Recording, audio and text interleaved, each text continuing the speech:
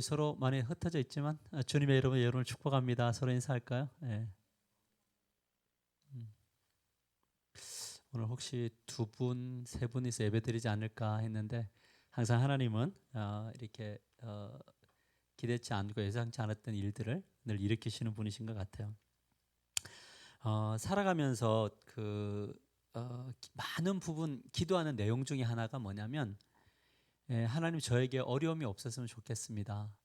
라는 그런 기도를 늘 하나님의 뜻 안에 순종하면서 걸어가면서도 그 기도를 하게 되는 것 같아요. 그래서 오늘 저 아침에 영성수첩에 이렇게 기도 제목을 이렇게 보면 전부 어떤 기도 제목이냐면 중보 기도가 거의 대부분이에요. 어려움을 겪고 있는 분들, 또 그런 위기 속에 있는 분들을 하나님 좀 건져주시고 회복시켜 주시고 역사해 달라고 그렇게 기도해요. 예전에는 기도할 때 우리 가정을 제외한 그분들을 위한 기도를 많이 했는데 요즘에는 저희 기도 속에 가정에 대한 기도도 많이 들어와 있습니다. 왜냐하면 하나님의 도우심이 우리 지체들에게도 필요하고 목사의 가정에도 필요하다는 거죠. 왜 우리는 하나님 앞에 어려운 일이 없기를 기도하고 또 어려운 일들이 빨리 좀 사라지기를 기도할까? 그 이유는 뭐냐면 이 고난이라는 것이 그만큼 힘이 드는 거죠. 지금 나는 괜찮은데 가정에 누군가가 아프면 왜냐하면 밖에서 활동하는 그것이 참 많이 제약이 되고 또 힘이 빠지기도 해요. 때로는 우리가 지쳐 있어서 들어가서 좀 안식을 누리기도 원하고 좀 더 막 밝게 하기를 원하지만 가정 안에 고난이 있으면 무엇인가 들어갈 때도 무겁고 나올 때도 무거우니 이런 어떤 무거움으로부터 살아가는 것이 참 힘이 들잖아요. 그래서 우리가 늘 하나님 앞에 기도하는 것은 뭐냐면 미리 기도하는 거죠. 하나님, 우리 인생 가운데 고난이 좀 없었으면 좋겠습니다. 그래도 찾아오면 무엇을 하게 되냐면 하나님 이것을 잘 이겨나가게 하시고 빨리 해결해 주십시오라고 하는 그런 간절함이 있게 되는 것을 보게 됩니다. 가끔은 예고된 고난이 있기도 하고 불시에 찾아오는 고난이 있기도 해요.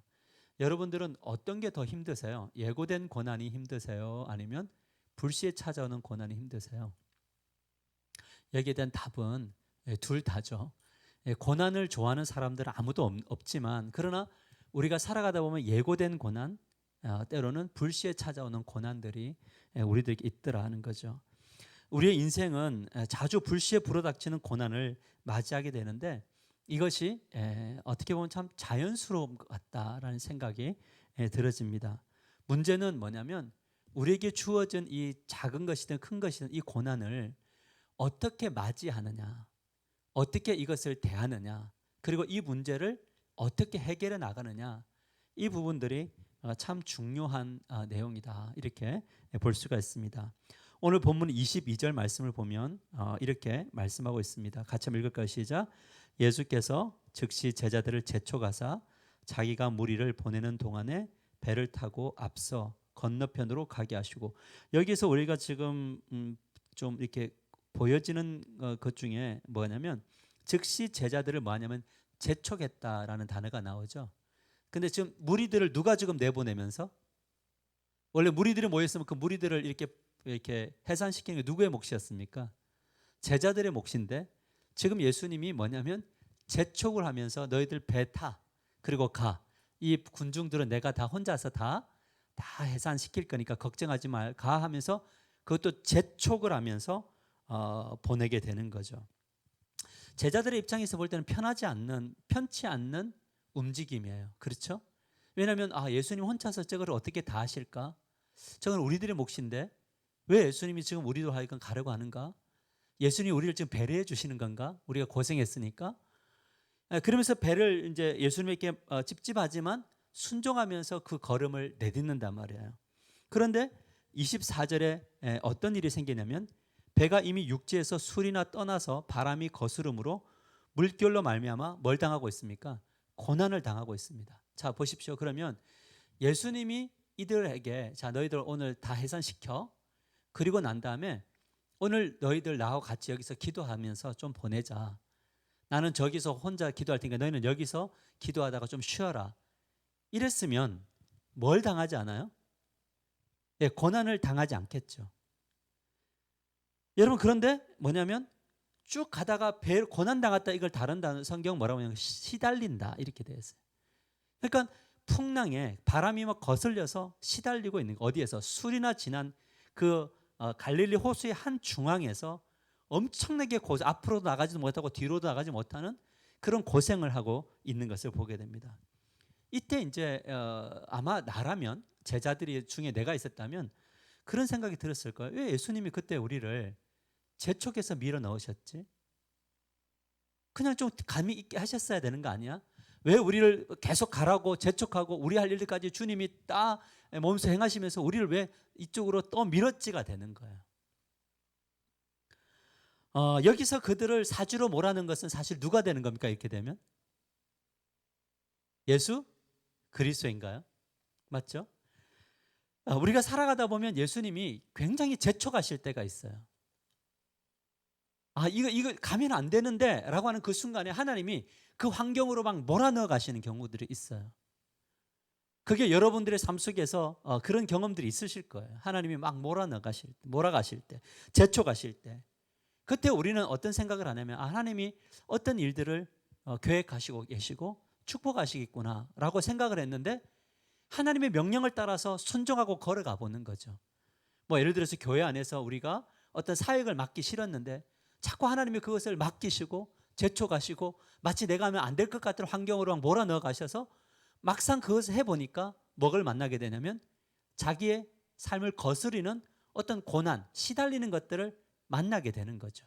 뭐냐면 순종의 걸음을 내디듣고 떠밀려 가면서 뭘요? 어려움을, 풍랑을 만나는 경우들이 있다라는 거죠. 모세 같은 사람이 그랬습니다.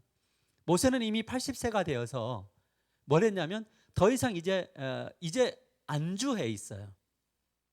더 이상 굳이 내가 이 80세가 돼서 뭔가를 안 해도 괜찮아요. 그런가요? 그런데 하나님이 나타나셔서 뭐라고 이야기하냐면 발에 신을 벗으라고 요구하시고 또 그를 데리고 가면서 뭐냐면 계속적으로 테스트하시면서 그죠? 보여주시면서 이스라엘의 지도자로 밀어 넣으시는 거예요. 모세가 원하는 것이 아니었어요. 근데 하나님이 재촉해가지고 너는 이스라엘을 출애굽시킬 리더가 돼야 돼. 모세가 이야기합니다. 주님, 저는 벙어리입니다. 저는 말 재주가 없습니다. 저는 절대 이제 늙은이였고 이제는 더 이상 주님의 일을 할 수 없습니다. 할 때 아니야. 내가 아론 붙여줄 테니까 내가 모든 것들 신기한 능력도 다 보여주고 기적도 보여줄 거니까 너 가. 내가 너와 함께 할 거야. 가니까 진짜 기적이 일어났나요? 놀라운 역사가 일어났어요. 무엇 때문에? 하나님이 밀어 넣으셔서 능력을 행하셨다고요. 뭐냐면 10가지 재앙도 내리시고 유월절도 겪게 하시고 그 모든 것들을 떠밀려가서 큰 능력을 행하는 사람이 되었단 말이죠. 그리고 뒤에서 이스라엘 백성들을 죽이려고 애국 군대가 올 때도 앞에 홍해가 있을 때 뭐냐면 손을 내밀어 기도했더니 홍해가 막 갈라지고 마른 땅으로 지나가는 그런 역사들을 경험했다는 거죠. 여기까지만 보면 떠밀려서 가는 그 사이에 하나님께서 요구했던 그 밀어내는 사역 속에 엄청난 일들을 경험했겠죠. 그런데 홍해를 건너는 순간부터 뭐가 오게 되는 겁니까? 그때부터 시달리기 시작하는 거예요. 뭐에 시달리냐면 물이 없어서 목마름에 시달리고요. 목이 마르니까 군중들이 어떻게 합니까? 들고 일어나서 모세에게 돌질하려고 하는, 돌팔매질 하려고 하는 그 백성들에게 시달리고 또 시간이 지나서 또 하나님 역사를 하더라도 뭐 고기 먹고 배고플 때 그 굶주림 때문에 또 백성들에게 시달리는 거예요. 무슨 말이냐면 주님의 뜻을 따라서 걸어가다 보니까 걸어가는 그곳에 시달림이 있더라라는 거죠. 이때 모세가 무엇을 했느냐, 이게 중요해요. 우리가 주님에게 떠밀려 갈 때에 늘 좋은 일만 있는 것은 아니에요. 우리 목자님들이 가끔 그런 이야기해요. 알았으면 못 할 뻔했다고. 떠밀려 가서 왔는데 떠밀려 오다 보니까 너무 이게 어려움들이 있는 거예요. 왜냐하면 우리가 생활해왔던 패턴과 이 하나님의 떠밀려서 하게 하시는 그 사역 사이에 그 간격이 엄청 큰 거죠. 그러니까 이것을 보는 사람들은 뭐냐면 나는 이거 못하겠다가 되는 거예요. 근데 여러분들이 못하겠다고 해서 안 되는 게 아니에요. 주님이 떠밀어 가시면 그것은 하셔야 되는 거예요. 근데 그 떠밀림 속에 뭐가 있냐면 어려움이 있는데 그 어려움을 장면했을 때 모세가 무엇을 하는지 아세요? 그 어려운 순간, 시달리는 그 순간마다 뭘 하냐면 하나님께 기도를 해요. 그렇게 광야 생활을 견디면서 하나님의 사람으로 그 길을 걸어가는 거예요. 그래서 어려운 순간이 있고 이스라엘 백성들이 망하는 그 순간마다 모세가 뭘 하냐면 하나님 앞에 엎드려 기도를 하죠. 그러면 하나님은 그때마다 뭐 하시죠? 역사해 주시는 거예요. 모세는 오히려 40년 그 도망자 생활 속에서는 하나님과 친밀하지 않았어요. 왜냐하면 이도로라는 장인을 만나서 그냥 양만 치고 다니면 되는 거였어요. 물론 좀 외로웠겠지만 그렇게 하면 그냥 평탄한 삶을 살 수 있었어요. 그런데 하나님께 떠밀리면서 뭐냐면 스펙타클한 다양한 일들이 일어났지만 그러나 그 중간중간마다 뭐냐면 시달려야 했어요. 근데 그 시달림을 통해서 누구를 만났는지 아세요? 하나님을 만나요. 근데 그 평안한 광야에서는 하나님을 만나지 않았어요. 이것이 바로 뭐냐면 고난, 시달림의 어떤 비밀이 여기에 숨어 있습니다. 근데 오늘 제자들은 어떻게 하는 줄 아세요? 시달림이 올 때 기도를 하나요? 그냥 시달리나요? 계속 그 바람에 흔들리면서 살아가요.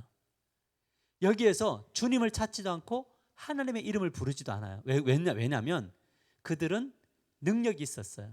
왜냐하면 어부였거든요. 그중에 많은 사람들이 어부였어요. 그러니까 거슬린 것이 막 자기 바람이 불어서 막 고난의 현장에서 흔들릴 때에 이 사람들이 한 것은 무엇이냐면 밤이 맞도록 자기가 할 수 있는 새벽까지 할 수 있는 것을 최선을 다했어요. 근데 뒤집어졌나 안 뒤집어졌나 배가? 안 뒤집어졌어요. 그러나 뭐냐면 괴로웠어요. 여러분 저는 이 제자들을 왜 이렇게 재촉해서 밀었을까? 그 여기는 풍랑에 대한 예견이 있었을까요? 주님에게? 예, 있었다고 봐야 돼요. 왜냐하면 재촉하셨으니까. 굳이 거기서 재촉할 이유가 없어요. 재촉하셔서 뭐냐면 풍랑을 만나게 하셨어요. 여기가 바로 뭐냐면 테스트예요. 우리가 당하는 고난에는 고통이 있고 고난이 있어요. 고통은 내가 죄를 짓고 내가 잘못해서 당하는 어려움이에요. 근데 고난은 내가 지금 선택한 길이 아니에요. 주님이 뭐냐면 또 밀어가지고 재촉해서 배를 타고 간 것뿐이에요. 근데 거기서 어려움을 당했잖아요. 이 어려움은 뭐냐면 이런 어려움은 테스트예요. 우리는 그런 생각하잖아요. 왜 테스트를 하시지? 하나님이 사랑이신데. 근데 이 테스트 안에서만이 누구를 만날 수 있냐면 하나님을 만날 수 있어요. 풍랑과 어려움 속에서 하나님을 만나게 되는 거예요. 이때 이 테스트를 받을 때 참 힘이 듭니다만 이때 이 테스트를 빨리 통과하는 비결은 뭐냐면 납작 엎드려서 주님을 찾는 거예요. 우리는 작년 1년간 저에게는 엄청난 어려움이었어요. 다른 어려움이 아니라 목회라는 현장에서 아무것도 할 수 없는 이 예배당을 지어놓고 혼자 앉아 있어야 되는 진짜 이 혼자 앉아 있는 그 자리 안에서 얼마나 많은 폭풍들이 생각의 폭풍들이 꼬리에 꼬리를 물고 나를 괴롭혔는지 몰라요. 근데 그 순간에 뭘 했냐면 끝까지 하나님 앞에 엎드렸어요. 근데 나의 인생 속에서 가장 의미 있는 한 지점이 어디냐 그러면 저는 작년 코로나 지점이에요. 이 지점에서 저는 하나님이 어떻게 우리를 이끌어 가시고 어떻게 만져 가시는지를 보게 되었어요. 그래서 2021년도 1월 달에 되었을 때 또 싹도 바람이 불 때 힘들었지만 그래도 뭐가 있었냐면 그렇게 지켜내신 하나님이 2021년도에도 함께 하실 것이다 믿음이 이 모든 바람들을 잠재우셨어요. 무엇이냐면 바람이 나를 뭐하게 했냐면 세웠어요. 무엇이 이거를 붙들었느냐면 그것은 기도하고 엎드리는 것이었어요. 그 주님이 그동안 볼 수 없었던 것을 다 보여주셨어요. 성도들의 어떻게 하면 성도들에게 어떤 목회를 해야 될지, 성도들에게 진짜 필요한 게 무엇인지, 나의 남은 인생을 어떻게 해야 될지 하나님이 보여주셨어요. 만일에 이런 부분들을 겪지 않았다면 달렸을 거예요. 무엇으로? 저의 경험으로 달렸을 거예요. 근데 하나님이 멈추게 하셨어요. 그곳에서 무엇을 했냐면 기도하게 하세요. 여러분, 우리가 살아가다가 고통을 당하거나 어려움을 겪을 때 이게 주님이 우리의 죄로 인하여서 당하는 어려움이라고 보면 딱 한 가지 하면 됩니다. 뭐냐면 하나님 잘못했습니다. 하나님 도와주세요. 제가 돌이킵니다. 이러면 하나님이 그 문제들을 이끌어 가시고 해결하실 거예요. 그런데 아무리 돌아보아도 나는 주님 앞에 부족한 것이 아니라 주님이 하라 그래서 하고 주님이 이끌어서 했는데 왜 나는 이렇게 어려움을 겪어야 됩니까? 라고 할 때는 그때도 한 가지예요. 뭐냐면 그곳에서 엎드려서 주님 앞에 나아갈 때에 주님이 그 놀라운 일들을 경험하게 하실 거예요. 그래서 테스트를 잘 통과하면 뭐가 생기냐면 믿음이 성장해요. 아멘입니까? 믿음이 성장해요. 그래서 두려움 요소들이 딱 오고 풍랑이 올 때 뭘 하게 되냐면 주님이 이때 일하시는 방식이 무엇일까로 생각되면서 뭐 하게 되면 기도하고 엎드리게 되어져 있다라는 것 꼭 기억하시기를 주님의 여러분을 간절히 축복합니다. 자, 이렇게 주님이 이제 밤 사경이다 이렇게 나오는데 25절에 보면 사경은 보통 새벽을 이야기하거든요. 한참 새벽, 해가 틀 그 지점 새벽에 바다 위로 예수님이 걸어오셔요. 자, 그 걸어오시니까 제자들이 그걸 보고 뭐라 그랬어요? 26절 한번 읽어볼까요? 26절 시작. 제자들이 그가 바다 위로 걸어오심을 보고 놀라 유령이라 하며 무서워하여 소리 지르거늘 이야기해요. 왜냐하면 여러분 이거 이해가 되세요? 저는 이런 모습들이 되게 좀 좋아 보여요. 왜냐하면 우리와 비슷하거든요.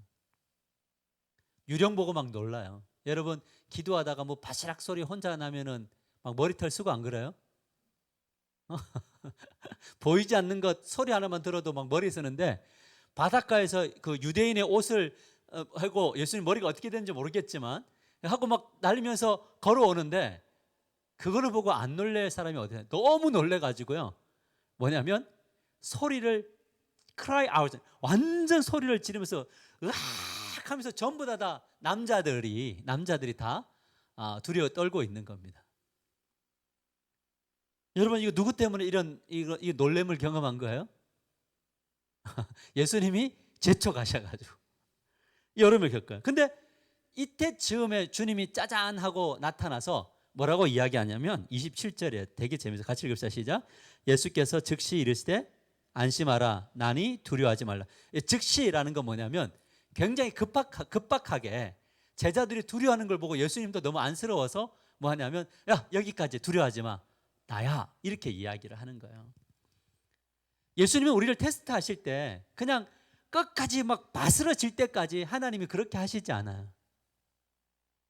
우리가 어느 지점에서 더 이상 진도를 못 나갈 때쯤 되면 주님이 오셔가지고 무엇을 하는 줄 아세요? 주님이 오셔서 무엇을 하시냐면 다시 또 안심도 시켜주시고 위로도 주셔서 우리를 이끌어 가시는 분이신 줄 믿으시길 바랍니다.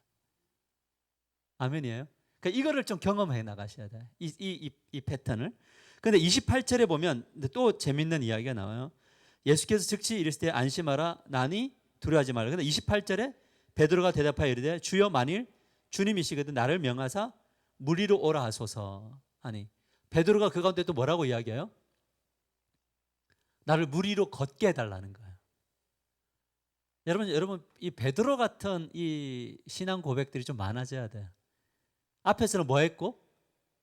두려워하고 외치다가 주님이 나에게 다가오시고 주님이 나를 만져주실 때는 주님 저도 이거 한번 해보고 싶어요 라고 이야기하는, 이게 뭐냐면 베드로가 예수님과의 얼마나 친밀한 관계 속에 있는가를 보여주는 대목이에요. 근데 예수님께서 또 어떻게 대답하냐면 야 너희들 야단치지 않죠? 우리 같으면 어떻게 하시겠어요? 야단 안 쳐요? 야 너희들 믿음이 그따위밖에 안 돼? 내라고 이야기했는데 이 귀신 이런 거에 두려워하느냐? 너희가 나를 볼 때 내가 얼마나 많은 귀신들을 쫓아냈느냐? 그죠? 그동안에 제자들이 보고 온 게 뭐예요? 예수님이 귀신 쫓아낸 거 아니에요? 그러면 뭐 할 수 있어야 돼요? 귀신이 올 때 사단아 물러가라 해야 되는 거 아니에요? 그러면 예수님 입장에서 볼 때는 와가지고 어떻게 하세요? 한숨 푹 쉬면서 야 이런 테스트도 통과 못하니? 라고 이야기할 수 있겠죠. 근데 예수님이 뭐라고 이야기하냐면 그냥 안심해. 나 너와. 근데 베드로가 물이 좀 걷고 싶어요. 그러니까 봐봐. 그러니까 여기에 보면 이 그 분위기가 되게 그 뭔가 이렇게 좀 희극 같잖아요. 즐겁 같잖아요. 그 고난 속에서 반전에 반전이 이런데 일로 와봐봐. 그러니까 주님은 그런 분 같아요. 막 두려워 떨다가 힘들다가도 뭔가 좀 용기가 생기고 힘이 생기면 주님이 보이면 주님 나 이거 좀 해보고 싶은데 이거 할 수 있을까요? 주님 오면 해봐봐. 하다가 또 어떻게 돼요? 바람이 또 살짝 불면 어떻게 해요? 바다를 보고 또 퐁당 빠져가지고 주님 나를 구원해 주십시오. 그 앞에 믿음은 없고 또 현실에 있는 우리를 발견하게 되는 거죠. 근데 주님이 이런 베드로에게 뭐라고 이야기하냐면 31절 같이 읽읍시다. 시작. 예수께서 즉시 손을 내밀어 그를 붙잡으시며 이르시되 믿음이 작은 자여 왜 의심하느냐. 자, 여기에 지금 톤이 어떤 것 같아요? 예수님의 눈빛과 톤이, 목소리 톤이 어땠을 것 같아요? 그냥 빠진 거 보면서 레이저를 쏘면서 야 너 그따위밖에 안 돼? 야 일어나 너희 믿음이 그따위밖에 안 돼? 그렇게 하지 않고요. 그러니까 제가 볼 때는 예수님이 굉장히 인자 미소를 지으면서 그런 이야기를 했을 것 같아요. 믿음이 적은 자여 왜 의심하느냐 하고 이렇게 세워져서 다시 배 위로 올라가시는 그 주님을 우리가 볼 수 있다는 거죠. 여러분 저는 이 어떻게 보면 이 잘 한번 생각해 보면 완전 코미디 아니에요? 앞에서는 고함 지르고 막 난리 나고 두려워가지고 있다가 주님이 눈앞에 보이니까 언제 그런 일 다시 마음이 또 싹 넣고 또 뭔가 할 수 있을 것 같으니까 또 덤벼들고 바람이 불면 또 빠지고 이런 제자들을 예수님이 계속 뭐하고 계시는 거죠? 이끌고 계시는 것을 보게 되는 거죠. 그러면서 제자들이 뭐라고 고백을 합니까? 33절 같이 읽읍시다. 시작. 배에 있는 사람들이 예수께 절하며 이르되 진실로 하나님의 아들이었소이다. 자 보십시오. 이 사건을, 이 믿음이 없는 사건을 통해서 이들의 믿음이 퇴보가 됐나요? 아니면은 믿음이 전진하고 있나요? 진보하고 있잖아요. 왜냐하면 계속적으로 이 사건을 통해서 예수님이 보여주시려고 하는 것은 뭐냐면 나는 살아있는 하나님의 아들이다. 이거를 계속적으로 보여주고 계시는 거예요. 우리의 삶 속에 일어나는 모든 것 하나하나가 거기 안에는 어떤 목적이 있냐면 어떤 그림을 보여주고 싶으시냐면 내가 너희들 가운데 함께하고 있어라고 하는 것을 하나님이 보여주고 계심을 믿으시기를 바랍니다. 이해되세요? 이것이 중요해요. 그래서 우리의 삶 속에 일어나는 작은 것에 여러분 의미를 부여하셔야 돼요. 주님은 이것도 하셨구나 라고 하는 것. 예수님은 어떤 분이십니까? 예수님은 인간을 너무 잘 이해하시는 분이세요. 저는 여러분들 다 이해할 수 없어요. 근데 예수님은 여러분들을 너무 잘 이해하시고 여러분들에 맞게끔 인도하시는 그 좋으신 주님이신 줄 믿으시길 바랍니다. 우리가 고난 앞에서 우리가 깨닫게 되는 게 뭐냐면 우리는 참 무기력하구나를 경험해요. 고난을 당해봐야지 뭐냐면 내가 무기력함을 알아요. 근데 내가 모든 것을 할 수 있을 때에는 절대 주님을 의존할 수가 없어요. 그래서 내가 할 수 없는 것들을 하나님이 계속적으로 우리 가운데 이끌어 주셔서 재촉하고 밀어 넣으셔서 결국에는 무엇을 하게 하시냐면 하나님만 의존할 수밖에 없는 자로 만드시는 것을 우리는 보아야 됩니다. 그래서 우리는 어떤 존재냐? 두려움으로 살아갈 수밖에 없는 존재다라는 거예요. 그리고 객기를 부리는 믿음을 가진 존재이고 나약한 존재인데 주님이 이런 제자들을 놓았다 안 놓았다? 안 놓았다라는 거예요. 여러분들이 혹시 믿음을 가지고 마치 모든 것을 뒤집을 것 같고 오늘 말씀 듣고 은혜를 받아서 내일 가가지고 모든 것들을 다 행할 것 같다가도 밖에 나가서 똑같이 무너지고 빠지는 그때에도 주님은 여러분들을 막 책망하고 야단치는 분이 아니라 여러분들을 끝까지 손을 내밀어서 이렇게 세우셔서 여러분들과 함께 동행하시는 그런 주님이심을 믿으시기를 바랍니다. 그래서 우리가 진짜 어려움이 올 때에 34절 36절을 한번 보시고 우리가 말씀 마칠게요. 그들이 건너가 게네사라 땅에 이르니 그곳 사람들이 예수이신 줄을 알고 그 근방에 두루 통지하여 모든 병자를 예수께 데리고 와서 36절 읽읍시다. 시작. 다만 예수의 옷자락에라도 손을 대게 하시기를 간구하니 손을 대는 자는 다 나음을 얻으니라. 자, 여러분 오늘 이 본문을 보면서 이 전체를 보면서 지금 가장 혜택을 많이 받고 있는 사람들이 누구입니까? 누구예요? 영적으로 혜택을 가장 많이 받고 있는 사람이 누구입니까? 맞아요. 예수님의 제자들이에요. 우리가 여기서 이제 마지막으로 하나의 메시지를 가져요. 뭐냐면 우리가 고난을 당하든 우리가 귀신을 보며 두려워서 떨든 아니면 마치 믿음이 있는 것처럼 걸어가다가 능력을 행하다가 폭 빠져가지고 믿음 없는 사람처럼 살려다고 외치든 말든 이 모든 과정에 어떤 과정이 있더라도 여러분들이 끝까지 붙잡아야 될 분은 요청해야 될 분은 누구밖에 없냐면 예수 그리스도밖에 없습니다. 사물며 간접적으로 누군가가 회복이 되든 이 간접적으로 일어나는 것을 그냥 여러분 간과하지 마십시오. 왜냐하면 나에게가 아니라 다른 사람 안에 일어나는 그 모든 간증은 나의 믿음을 일으키기 위한 하나님의 시청각 교육이다라는 것을 우리는 잊지 말아야 되는 겁니다. 그래서 누군가가 어떤 회복이 되고 어느 은혜를 받을 때 좋겠다 이게 아니라 저 안에 역사하셨던 주님 나에게도 함께 주셔서 나의 삶 속에도 이런 일들이 일어나게 해주십시오라고 붙들면서 걸어갈 때에 우리들은 어느 순간에 뭐냐면 믿음이라는 것이 성장해 있음을 우리가 보게 될 겁니다. 그래서 나중에 보면 예수님의 제자들이 결국 그들의 인생 가운데서 누구를 가장 의존하게 됐냐면 사도행전으로 가보면 12 제자들 가룟 유다를 제외한 나머지 제자들은 인생이 다하는 끝날까지 누구를 붙들고 걸어가냐면 예수 그리스도를 붙들고 걸어갔어요. 그랬더니 뭐냐면 고난이 와고 어려움이 와도 그들은 끝까지 뭐냐면 이겨내고 승리하는 하나님의 사람이 되었다라는 것이 성경의 이야기입니다.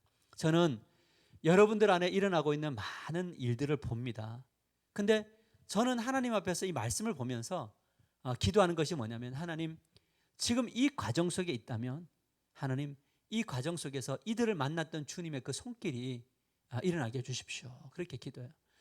어떻게 막 믿음 있는 것처럼 예배당에서 손을 들고 찬양하고 막 아멘을 하고 이렇게 하다가도 자기의 삶의 터전으로 가가지고 아멘 해놓고 가가지고는 정말 저 깊숙함까지 오르락 내려가는 그분들을 볼 때에 누가 그 사람의 손을 잡고 일으킬 수 있습니까? 예수님밖에 없거든요. 풍랑에 빠져있는 그 베드로를 일으킬 수 있는 사람은 주변의 동료가 아니에요. 누가 일으켰어요? 예수 그리스도가 일으켰잖아요. 그러니까 우리는 누군가가 물에 빠져있을 때도 우리는 기도할 수밖에 없는 거예요. 왜? 누가 그분을 건져달라고요? 예수 그리스도가 그분을 건져달라고 하는 거예요.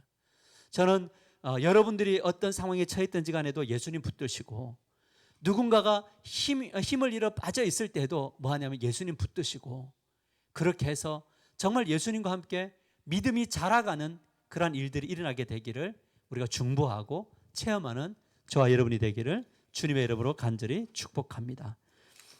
우리 찬양하십시다. 아무것도 두려워하지 말라.